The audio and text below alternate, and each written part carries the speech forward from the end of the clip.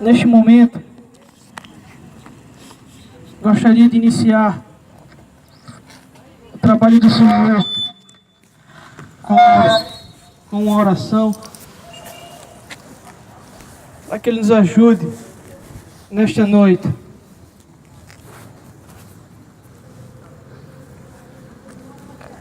Senhor, Deus e Pai, ajuda-nos, Senhor. Ajuda-nos a fazer aquilo que o Senhor quer que façamos, que é anunciar o Teu amor, Senhor, por onde quer que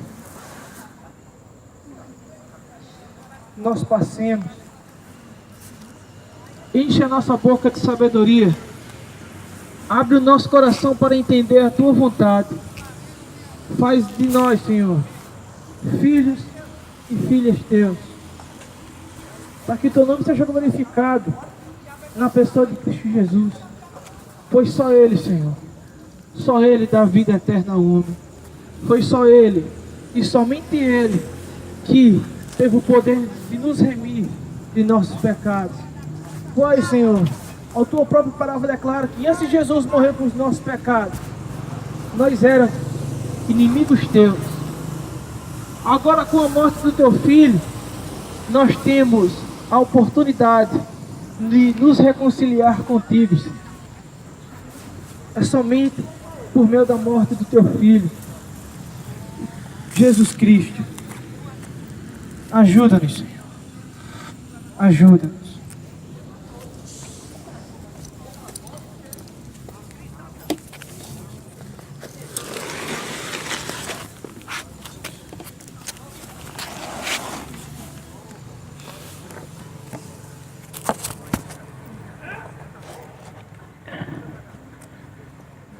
Gostaria de ler nessa noite uma mensagem ao passo que é crítico.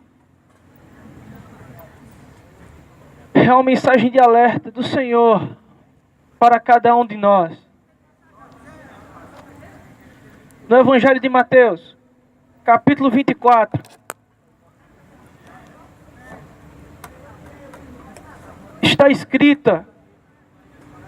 Estão escritas algumas coisas profetizadas por Cristo, que Ele mesmo anunciou que sobreviveria ao mundo antes do seu regresso, antes da sua vinda.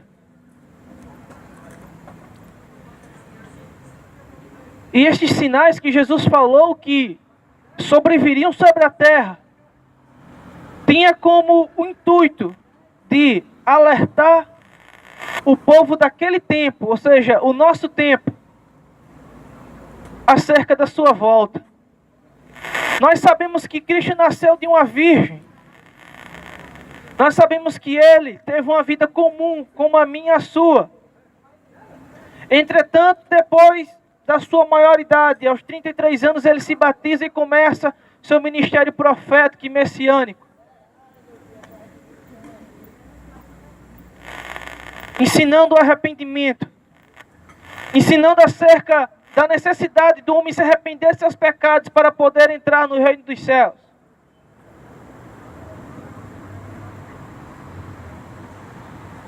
Ensinou acerca da sua morte e acerca da sua ressurreição, e também acerca da sua ascensão aos céus. Mas ele também, um dia, falou acerca da sua vinda e do fim dos tempos. A mensagem acerca do fim dos tempos, para muitos, soa como um apocalipse, algo confuso, sem nexo. Mas quando você fundamenta a sua fé nas Escrituras Sagradas, os acontecimentos do fim dos tempos apenas nos faz entender que as coisas que acontecem no presente momento são sinais do fim dos tempos e da vinda do Senhor. Pois ele já havia ensinado na sua última semana de vida sobre a face da terra, acerca que ele deveria ser entregue aos sacerdotes para ser julgado, condenado, morto, mas ele ressuscitaria. Então os discípulos, sabendo que ele iria morrer e que iria ressuscitar, resolveram fazer-lhe uma pergunta. Pergunta esta que se encontra no capítulo 24 de Mateus.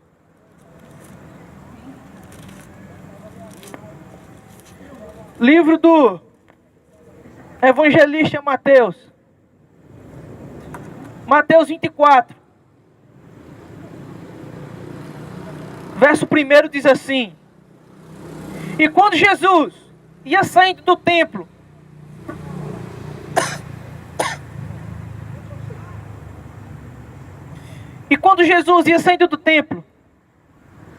aproximaram-se dele seus discípulos para lhe mostrarem a estrutura do templo. Jesus, porém, lhes disse: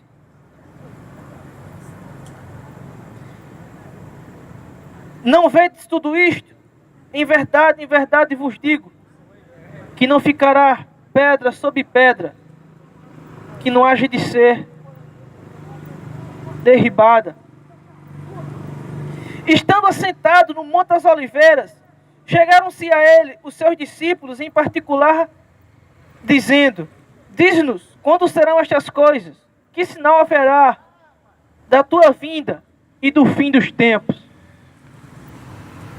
Jesus, após pregar uma mensagem contundente aos religiosos de Jerusalém e aos falsos mestres dos seus tempos, ele repreendendo a comercialização da fé que existia no templo, ele repreendendo o desamor que existia na sociedade de Jerusalém, do seu tempo, ele pregando contra a corrupção, contra a desmoralização do caráter humano nos seus dias, ele se retira do templo,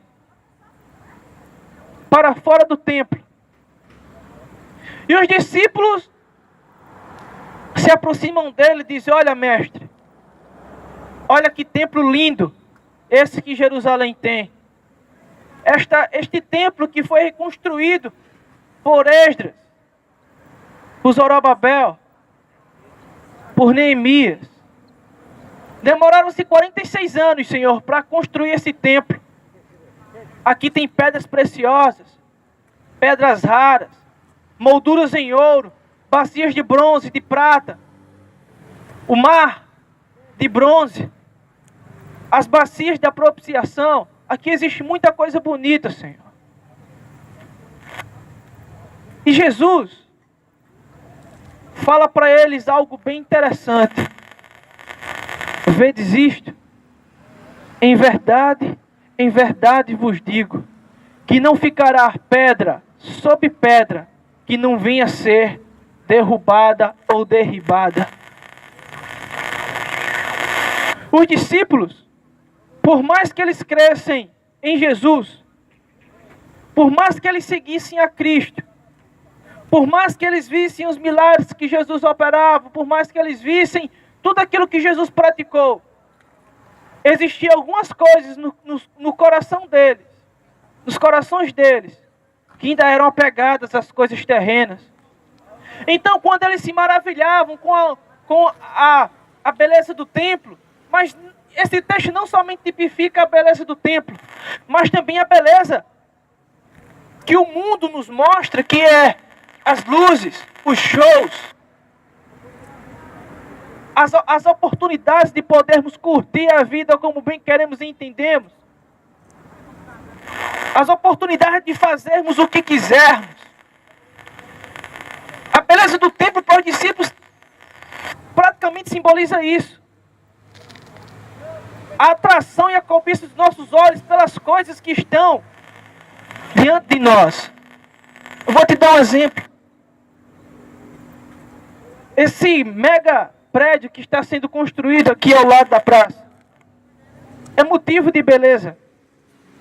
E creio que vai ficar muito bonito. Creio que vai ficar lindo. Pela graça e misericórdia de Deus, eu também creio que vai gerar empregos. Vai esquentar o mercado pauferrense. Esse é o meu desejo.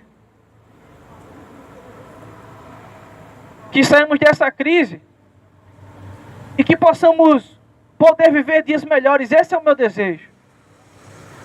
Mas às vezes eu fico abismado com as coisas terrenas nos atraem de forma que ficamos encantados com a beleza delas. E acabamos muitas vezes perdendo o foco das coisas que são eternas e que não são passageiras, mas as coisas que estão diante de nós são passageiras. Então Jesus, o Senhor dos Senhores, o Rei dos Reis, o Verbo vivo que desceu do céu, quando olha para aquele templo, fala para os seus discípulos: vede, em verdade vos digo, que não ficará pedra sobre pedra que não seja derrubada. Jesus basicamente estava dizendo uma questão aos seus discípulos: amados, as coisas que os olhos de vocês podem ver são passageiras. Tudo isso que vocês estão vendo, um dia será destruído. As coisas que agora os vossos olhos podem contemplar, logo, logo irá desaparecer. Era praticamente o que Jesus estava falando, era que um dia tudo que os nossos olhos veem vai desaparecer. E os discípulos entenderam a mensagem que Jesus estava passando, encoberto naquela mensagem. Então eles se aproximam de Jesus, que estava sentado agora no Monte das Oliveiras. Jesus se retira de Jerusalém, agora sai de Jerusalém e se assenta no Monte das Oliveiras. E no Monte das Oliveiras é possível ver toda Jerusalém, era possível ver o templo de Jerusalém, era possível ver tudo o que acontecia dentro da cidade, em cima do monte. E os discípulos chegaram para Jesus e perguntaram: Senhor, dize-nos, quando acontecerão essas coisas? E quando será o fim do mundo e a tua vinda? Os discípulos sabiam que Jesus tinha dado uma mensagem para eles que estava encoberta, e eles queriam saber que mensagem era essa. E eles chegaram para Jesus: Jesus, nós sabemos que a destruição da casa de Deus simboliza o fim dos dias. A destruição da adoração a Deus simboliza o fim dos tempos. Então, por favor, Senhor, diz-nos quando acontecerá essas coisas. Diz-nos quando acontecerá essa destruição. Diz-nos quando virá o fim do mundo e a tua vinda. Então Jesus, respondendo à pergunta dos seus discípulos, começa a falar as seguintes palavras: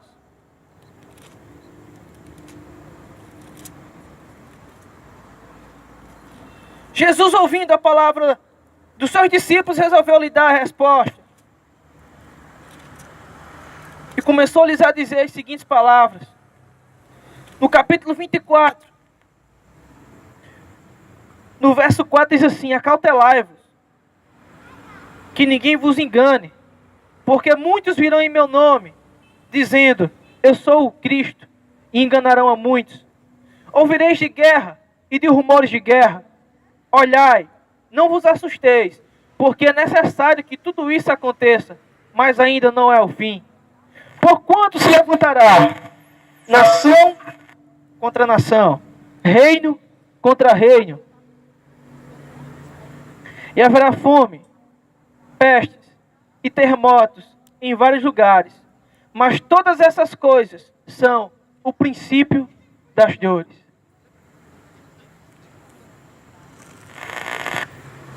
Quando os discípulos perguntaram para Jesus qual seria as características do tempo do fim, uma das primeiras características que marca o fim dos tempos, e Jesus faz questão de dar alusão a isso, e é o primeiro sinal que ele fala, é que viriam muitos em seu nome. Se dizendo ele, mas que muitos também viriam em seu nome. E desde os tempos de Jesus até os nossos tempos, nós vemos que muitas falsas religiões foram suplantadas em nosso meio. Vimos que muitos falsos mestres se levantaram sobre a face da terra ensinando falsas doutrinas, levando as pessoas a crerem numa doutrina estranha, num Deus estranho, fazendo com que muitos daqueles que não acreditam em Deus percam ainda mais seu senso espiritual e moral e siga falsos deuses e tenha uma falsa adoração para com espíritos ou um Deus imundo. Esse foi um dos primeiros sinais que Jesus fala: a apostasia, falsas religiões, falsos mestres, uma falsa doutrina. Jesus ainda aponta como um segundo sinal o caos social que haveria nos últimos tempos. O caos social que haveria nos últimos tempos. Jesus diz: ouvireis de guerra e de rumores de guerra. Nós vemos que no tempo presente, sobre a face da terra, vivemos um caos social sem precedentes. Jesus aqui também não fala somente de guerra entre exércitos de países, mas guerras civis, guerras contra o crime, tráficos. E o que mais nós vemos hoje sobre a face da terra é uma mortandade sem precedentes. Alguns meses atrás, a ONU fez uma pesquisa e foi constatado que o índice de homicídios sobre a face da terra se tornou quase que um epidêmico, ou seja, algo sem controle. As pessoas estão matando umas às outras a troco de nada. As pessoas estão matando por causa que querem fumar alguma coisa, querem manter o seu vício.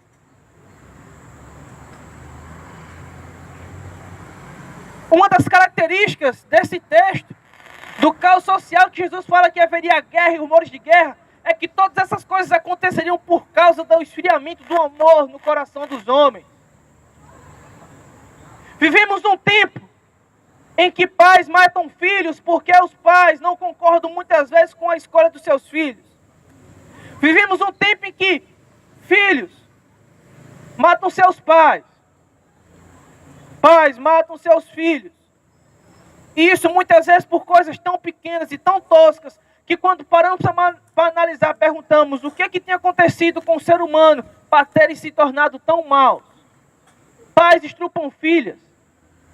Filhos abusam das mães, batem nelas. Filhos que roubam pais.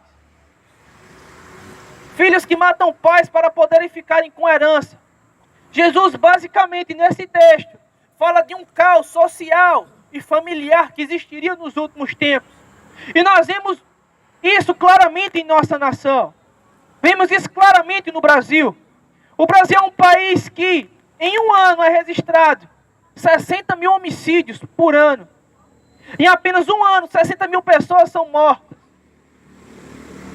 por causa da criminalidade, por causa do desamor, por causa de questões tão pequenas que às vezes nós imaginamos como é que pode o homem ter se tornado tão mal. Pessoas morrem em acidentes de trânsito.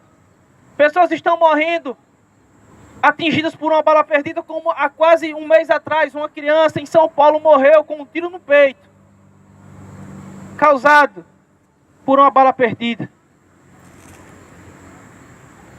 Jesus, ele anunciou que quando o regresso dele, a volta dele ao mundo para julgar o pecado dos homens estivesse se aproximando, ele falou que haveria falsas religiões.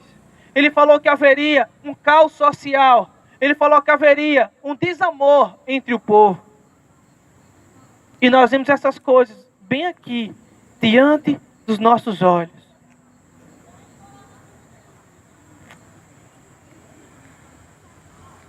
O Brasil, o país do futebol e do samba, é o mesmo país que tem 60 mil pessoas assassinadas por ano. É um país de maioria católica, boa parte evangélica, mas a violência ainda continua a assolar o Brasil, ainda que a maioria seja religiosa, porque a mensagem pregada pelos líderes religiosos não é a mensagem do evangelho genuíno, mas uma mensagem falsificada que não faz com que o homem tenha consciência do seu pecado e abandone ele. Jesus falou acerca das falsas religiões e do caos social. Jesus adverte: olhai, não vos assusteis, porque é necessário que todas essas coisas aconteçam. Porquanto ainda se levantará nação contra nação. Aqui ele começa a falar acerca de guerras globais, conflitos internacionais, guerras entre países. Ele fala reino contra reino, crises internas.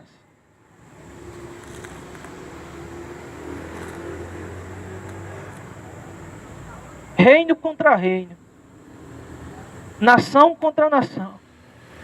Jesus ele falou acerca de convulsões sociais que haveriam sobre a face da terra, causadas por interesses, e eu creio que na maioria das vezes por causa de interesses políticos.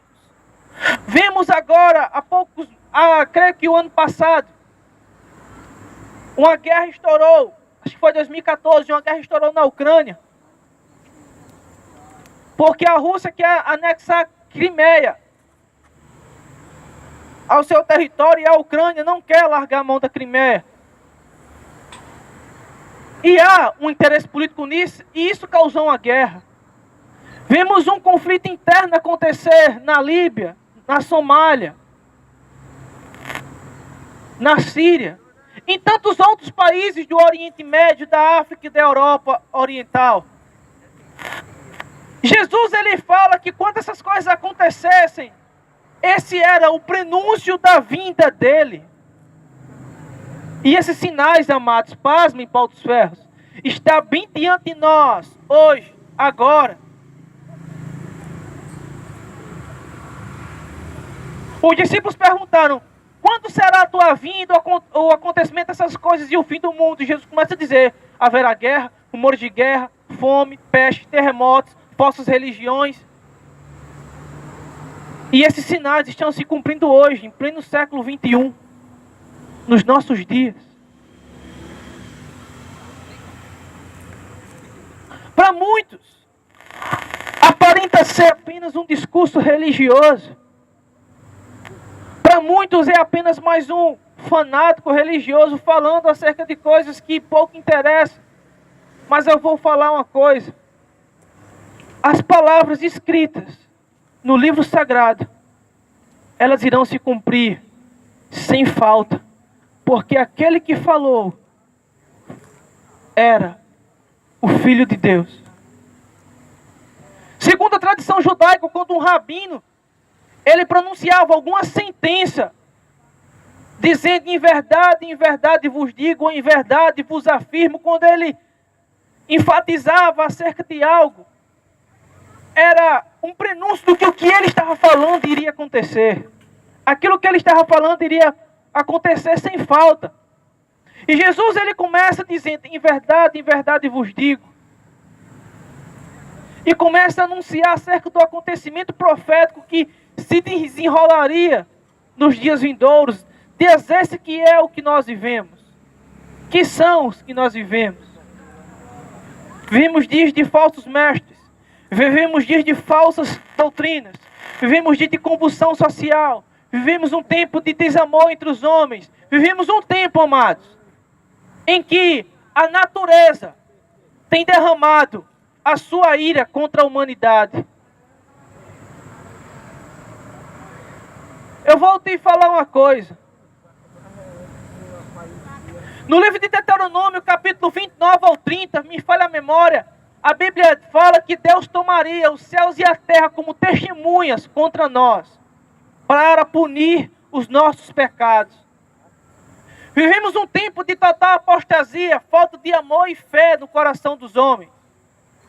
E Deus tem tomado a sua criação, mexido nela, de modo que as coisas que acontecem sobre a face da terra, como terremotos, maremotos, fomes, secas, doenças, é uma forma não somente de mostrar que Jesus está voltando, os sinais do fim, mas também uma forma de Deus punir a maldade do coração do homem.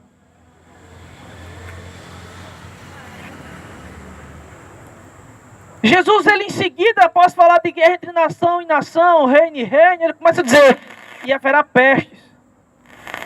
Nós temos visto nesses últimos tempos, pelo menos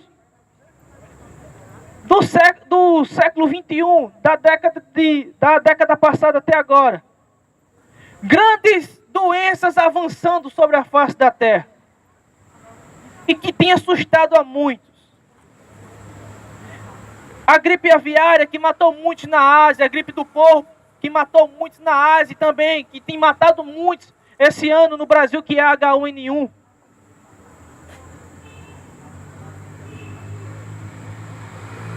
A síndrome de Guillain-Barré, uma doença causada pelo mosquito da dengue, que depois que o homem é picado por ele, se tal mosquito tiver esse vírus ataca o sistema nervoso central do indivíduo, fazendo com que ele perca os movimentos dos seus membros. O indivíduo perde movimento de braços, pernas, pescoço, apenas mexe os olhos e quando possível. Vimos o chikungunya, a dengue, arrasando o Brasil, atingindo pessoas em massa. O ebola, que matou milhares e quase centenas de pessoas na África em 2014. Tantas outras doenças que têm assolado o tempo presente. Jesus falou que esses sinais seriam os sinais que antecederiam a sua vinda, mas também creio que são sinais para punir o pecado do homem.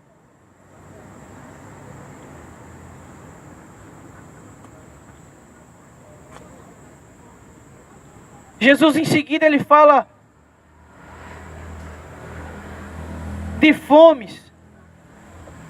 E vemos, amados, que segundo alguns cientistas de 2011 até os dias de hoje, até o ano de 2016, algumas regiões do mundo têm sofrido com secas prolongadas.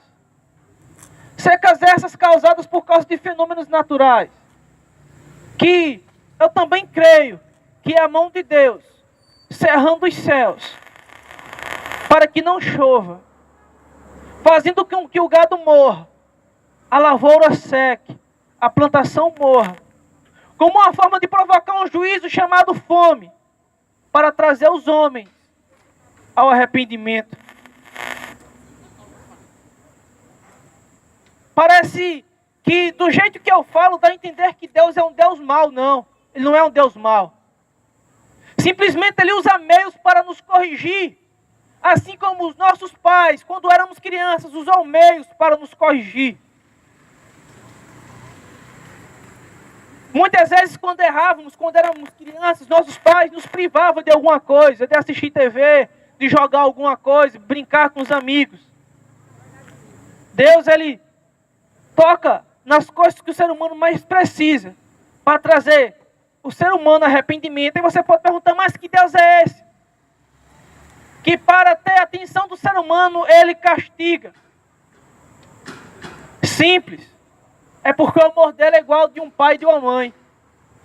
Corrige o filho para que ele não ande no caminho errado e se perca. Vá para a perdição. Então Deus, Ele usa meios de corrigir cada um de nós, usando coisas que nos tocam, que nos faz sofrer e que nos leva até Ele. Que nos leva até Ele. Eu só tenho 23 anos. Mas a minha vida não foi tão boa assim. Fiz muita coisa errada antes de ser quem eu sou hoje. E não sou o que sou porque sou bom, mas porque Deus é bom.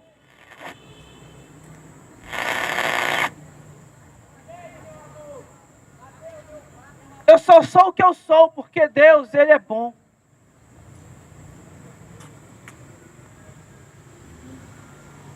Quando a Bíblia relata a passagem de João 3,16, Deus amou o mundo de tal maneira que deu seu Filho unigênito, para que todo aquele que nele crê não pereça, mas tenha vida eterna.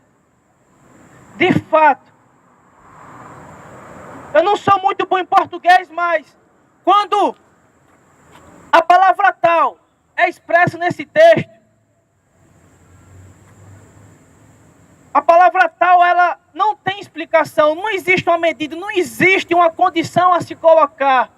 Deus, ele amou a humanidade, mesmo sem a humanidade ter nada a dar para ele. A humanidade é perdida, o homem é perverso, o coração do homem apenas maquina mal, mas mesmo assim, com a vinda do Filho de Deus para morrer pelo pecado da humanidade, e com a descida do Espírito Santo, o Deus, ele é capaz de transformar o coração do homem e fazer dele uma nova pessoa. É como os psicólogos chamam de metanoia, uma mudança de conduta, uma mudança de postura, uma mudança de rumo.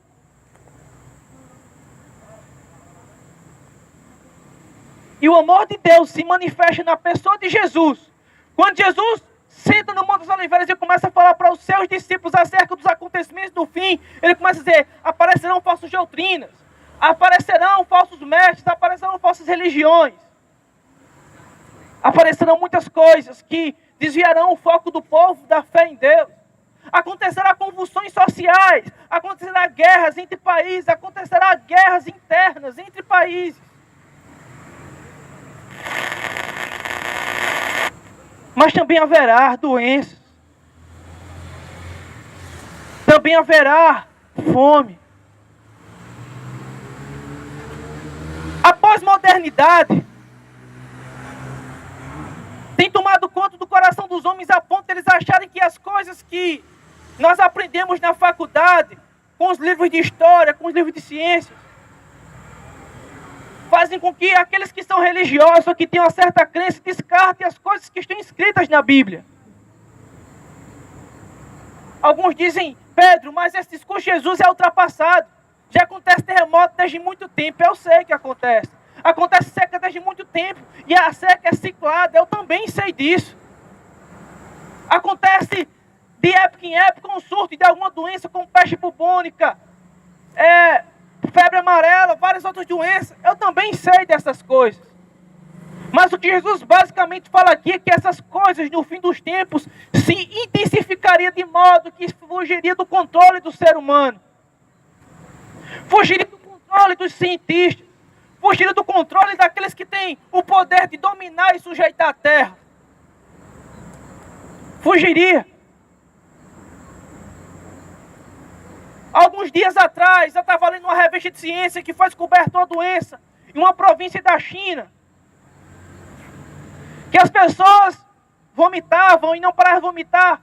E elas vomitavam seus excrementos, suas vísceras. Tudo que havia dentro delas, elas vomitavam. E alguns cientistas, pasmos com essa doença, porque ela surgiu do nada, começaram a especular que para ela não tem tratamento. E aproximadamente, acho que 18 pessoas chegaram a morrer nessa província, por causa que essa doença não existia tratamento. Jesus anunciou essas coisas.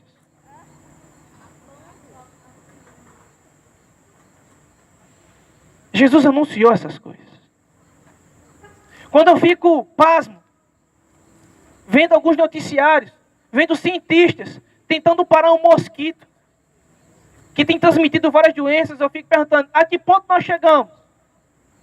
A que ponto nós chegamos de apenas um mosquito, que alguns matam com raquete, e agora está transmitindo doenças mortais, infecciosas? É a forma de Deus punir o pecado da humanidade para trazer de volta para Ele. Jesus, ele vai além, falando acerca de terremotos. E Deus, de fato, tem feito a terra tremer nos últimos dias. Terremotos acontecendo em vários lugares da terra. Até o Brasil. Até o Brasil, que, segundo alguns geólogos, o Brasil é centralizado em cima de uma placa tectônica. Não existe chance de acontecer terremoto no Brasil, mas parece que a história mudou. Na Bahia, no início do ano, foi sentido no mínimo 3 tremores. No finalzinho do mês passado, o Paraná sentiu um grande tremor. Os tremores que aconteceu no Equador também refletiram no Brasil. O Ceará, no finalzinho do ano passado, também foi abalado por um tremor de baixa magnitude, mas foi abalado. A minha região, que é a região central do Rio Grande do Norte, a cidade de Pedra Preta, perto de Caiçara do Vento, é uma cidade que constantemente acontece terremoto por causa de uma falha geológica que lá tem. Eu fico me perguntando, como é que pode um país que está centralizado em cima de uma placa tectônica sofrer com abalo, já que para alguns isso era impossível? Eu posso te dizer com todas as coisas, para Deus nada é impossível. Para Ele decretar as suas ordens e fazer com que suas palavras se cumpram, Ele tem todo o poder. Ele faz todas as coisas. Então Jesus, ele disse que esses seriam sinais de que Ele estaria vindo. E Ele já está vindo. Alguém vai dizer, Pedro, vocês religiosos são fanáticos. E esse discurso já faz muito tempo que eu ouço, Jesus vem, Jesus vem. De fato Ele vem. Não sabemos o dia nem a hora, mas Ele vem.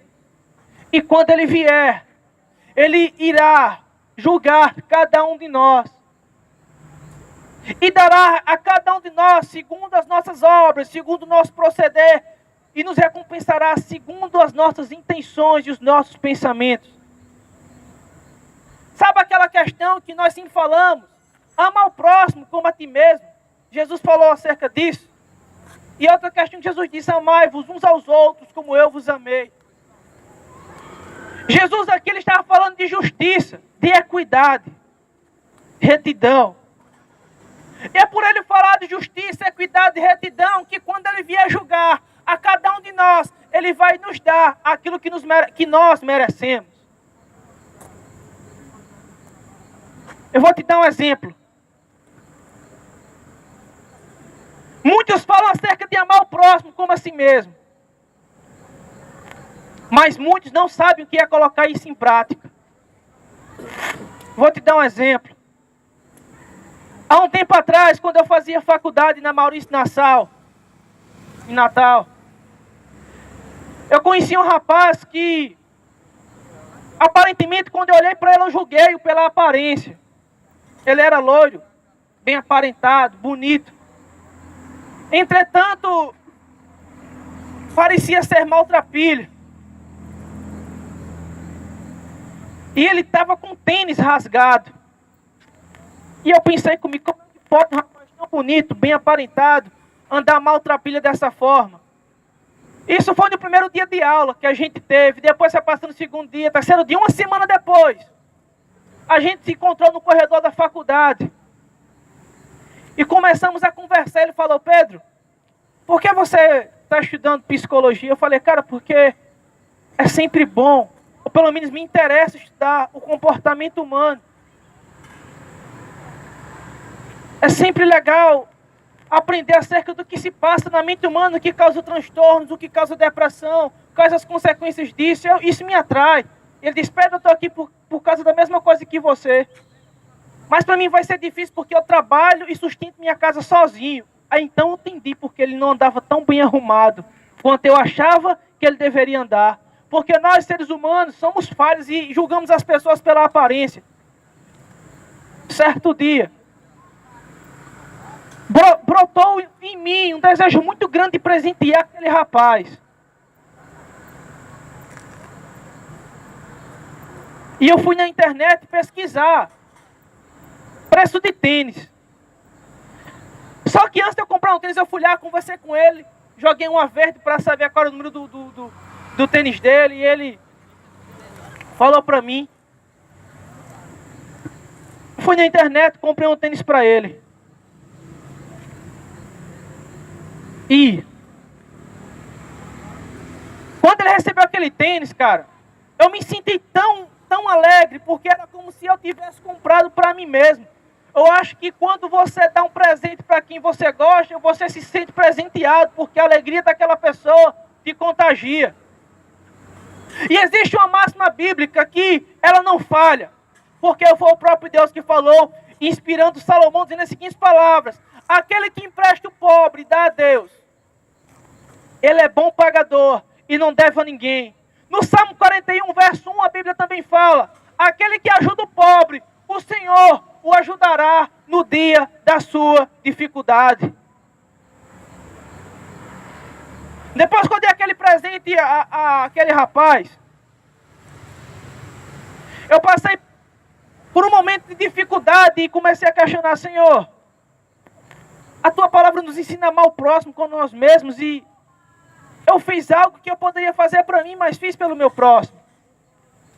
Então cumpre a tua palavra em mim, Senhor. E Deus, Ele cumpriu coisas grandes a meu favor. É um sinal que quando você ama ao próximo como a você mesmo, haverá uma recompensa. Jesus, Ele fala algo no Sermão do Monte bem interessante. Tudo aquilo que você quer que as pessoas façam a você, faça você primeiro. Por isso que no dia que nós formos julgados pelos nossos pecados, Deus irá proceder conosco, assim como nós procedemos com os outros. Tudo que nós plantarmos, iremos colher. Então, no dia do juízo, eu e você iremos aparecer diante de Deus para pagarmos por tudo que fizermos, quer seja bom, quer seja ruim. E você pode perguntar: Pedro, quais são os sinais que me provam que esse dia está perto? Os sinais que estão acontecendo ao redor da terra nesta hora. Jesus disse que voltaria. E Ele disse que haveria fome, pestes, terremotos, maremotos, guerras, rumores de guerras, falsas doutrinas. E isso aponta que o dia de nós nos encontrarmos com Deus, seja você católico, evangélico, espírito judeu, seja lá qual seja seu credo, o Deus que te criou, um dia vai estar face a face com você. Neste dia, veremos Deus como Ele é. E neste dia, nós iremos ver quem realmente somos. E pode ter certeza, naquele dia teremos a consciência que não somos bons. Naquele dia teremos a consciência que não fizemos nada de legal. Naquele dia apenas vai haver sobre nós uma horrível expectação da ira de Deus que vai cair sobre nossas vidas por causa do nosso pecado. E só há uma maneira de nós nos livrarmos do juízo de Deus. Apenas uma maneira. É crendo no sacrifício de Cristo na cruz do Calvário para nos redimir de todo pecado. Mas você pode dizer: Pedro, mas eu confesso uma religião. Eu acredito em Jesus. Mas existe uma questão entre crer em Jesus com fé e obras. E existe a questão de crer em Jesus apenas pelas obras. Eu posso muito bem praticar as coisas que minha religião ensina, mas mesmo assim fazer apenas por fazer. Eu vou lhe dar um exemplo. Um dia um jovem rico apareceu a Jesus, acho que na estrada de Jericó, e pergunta: bom mestre, o que hei de fazer para herdar a vida eterna? Jesus pergunta para ele: jovem, você conhece os mandamentos? Ele disse: eu conheço, Senhor. Você conhece: não matarás, não roubarás, não adulterarás, honrarás teu pai e tua mãe. Ele diz: eu pratico todas essas coisas desde criança. Eu pratico todas essas coisas desde criança. Foi aquilo que o jovem respondeu para Jesus. E a Bíblia fala que Jesus olhou nos olhos daquele jovem e o amou muito. E Jesus fala para ele: só te falta uma coisa para ser perfeito. Dá tudo que tu tem aos pobres, vem e me segue. E aquele jovem, a Bíblia fala que ele se entristeceu muito porque tinha muitas riquezas. E ouvindo isso de Jesus, virou as costas para ele e foi embora. E Jesus diz: olha, é muito difícil um rico entrar no reino dos céus. Jesus não está dizendo que os ricos não serão salvos, mas basicamente está dizendo que os egoístas não serão salvos. Porque existem pessoas que praticam mandamentos religiosos simplesmente para que as pessoas os elogiem, para que ele seja admirado. Essa era a questão daquele jovem. Ele praticava as obras da religião não porque ele amava o próximo, mas porque ele gostava de ser elogiado. Então Jesus queria ver se realmente ele amava o próximo, como ele de fato dizia que amava, praticando as leis morais, que era respeitando pai e mãe, não adulterando, não mentindo, não roubando, não matando, não cobiçando nada que é do próximo. Quando Jesus afronta ele, dá tudo que ele tem para seguir os pobres, ele não tem coragem. Aí você vai dizer: Pedro, então Jesus queria que aquele jovem largasse toda a sua riqueza? Eu creio que Jesus naquela hora estava fazendo um teste para saber se ele amava de fato e de verdade o próximo, ou apenas era um discurso religioso.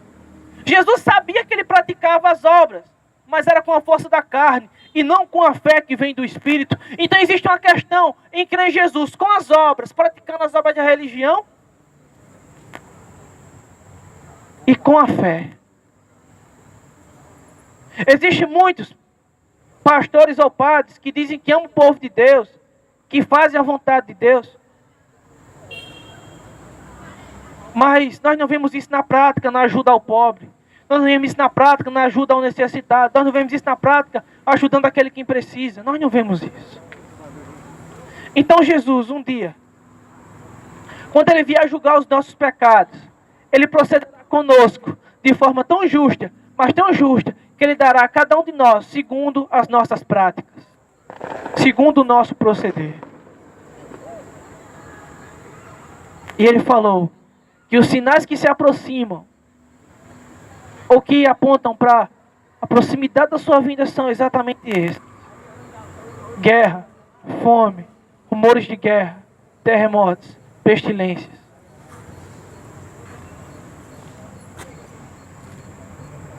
Esses são os sinais.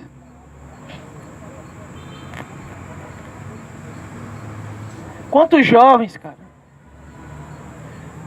Quantos jovens, a esta hora, estão vivendo uma vida desregrada? Vivendo apenas por viver, sem se preocupar com os sinais que Deus tem dado como modo de falar para nós que Ele virá nos julgar? Quantos jovens nessa hora têm vivido uma vida totalmente torta, achando que irão ter um novo amanhã, sendo que aqueles que acham que irão ter um novo amanhã, certamente sua vida será interrompida por uma bala perdida, por um acidente de carro. Quantos casais neste momento estão brigados por causa de uma traição, de uma prática de infidelidade? E ao sair de casa com a cabeça quente, sem liberar perdão para quem o magoou, vai e faz uma besteira e não terá um novo amanhecer. Eu garanto que se cada um de nós soubéssemos o que iria acontecer conosco amanhã, nós pensaríamos muito bem nas nossas atitudes, porque a cada um de nós um dia iremos nos apresentar diante de Deus para pagarmos ou recebermos cada um pelo nosso pecado.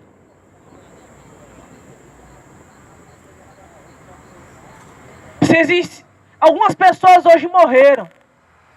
Se elas soubessem que morreriam hoje, eu tenho certeza que elas fariam o máximo possível para evitar que a morte chegasse até elas. Mas eis uma questão: nós não sabemos o dia nem a hora em que partiremos daqui. Então é muito bom prestarmos bem atenção às nossas práticas.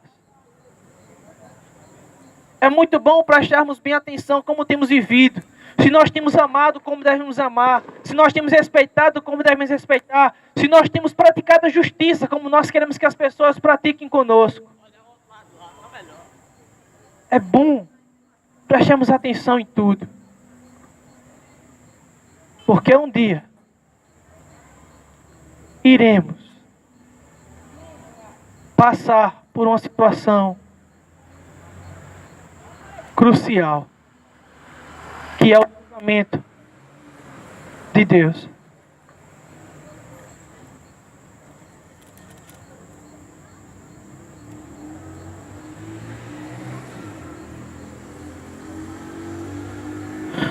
Verso 11 diz assim,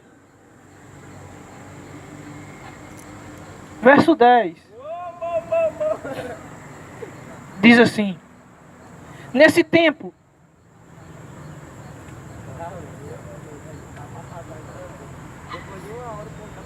Nesse tempo, muitos serão escandalizados e traição uns aos outros, e outros se aborrecerão. Surgirão muitos falsos profetas, e por multiplicar-se a iniquidade, o amor de muitos se esfriará. Uma das características do tempo do fim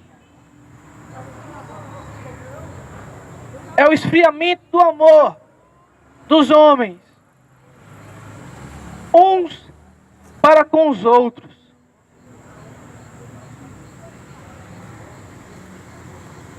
Um dos principais sinais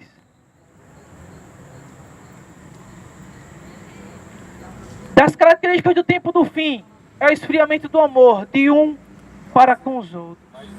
Vai se ama. Jesus ele estava falando que nos últimos dias da humanidade sobre a terra, o coração do homem seria corrompido pela maldade, pela prática da injustiça.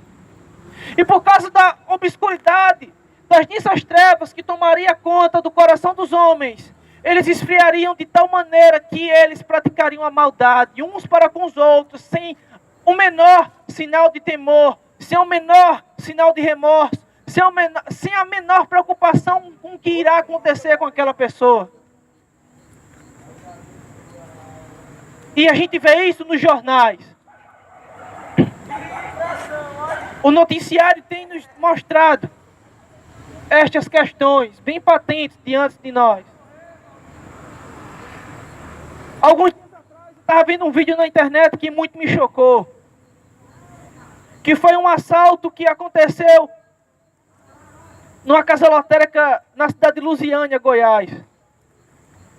2 meliantes entraram numa casa lotérica para roubar um malote de dinheiro daquele dia. Porém, a porta que dava acesso ao cofre já estava fechada e ela era blindada. E começaram a pedir para que a porta fosse aberta, e como quem estava do lado de dentro estava com medo de abrir a porta, eles não abriram.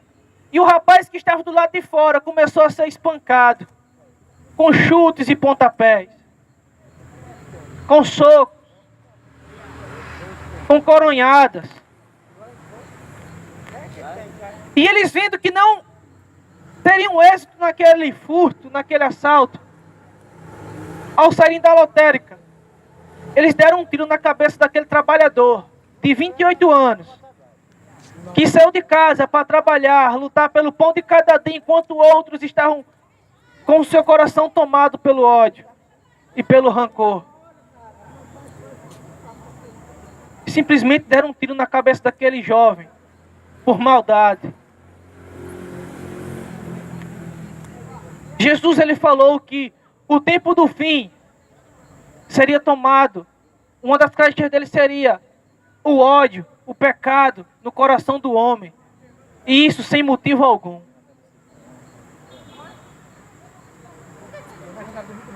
Sem motivo algum.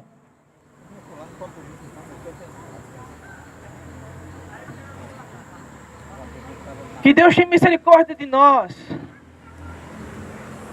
Porque o nosso país está assim, tomado pela obscuridade. Homens matam a troco de nada. Homens roubam a troco de nada. Eles esquecem de uma sentença que o próprio Deus falou para Noé. Quando Deus permitiu que Noé saísse da arca, Deus mostrou no céu para Noé o arco-íris, que era o sinal da aliança de Deus entre Deus e o homem. E falou: olha, nunca mais destruirei a terra com água. Nunca mais matarei nem o homem, nem os animais da terra com dilúvio. Então Deus começa a falar para Moisés algumas questões. E ele diz assim: Moisés, existe uma sentença que eu darei a partir de hoje. Aquele que derramar o sangue de um homem terá o seu derramado. Existem muitos hoje que estão matando. Mas por causa dessa sentença que Deus deu a Noé, se eles não se arrependerem, um dia eles também serão alcançados por esse juízo. Como uma forma de punição de Deus para com os homens maus. O que Deus quer para cada um de nós, e principalmente para a cidade de Pau dos Ferros, é que todos nós, jovens, velhos, crianças, adultos, independentemente da nossa idade, nos atentemos de coração inteiro para Deus.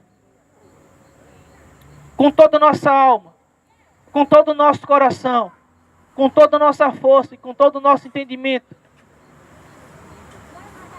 Porque Moisés recebeu uma palavra do Senhor que dizia as seguintes palavras: então me ireis e me buscareis, quando orares, com toda a vossa força, com toda a vossa alma e com todo o vosso coração.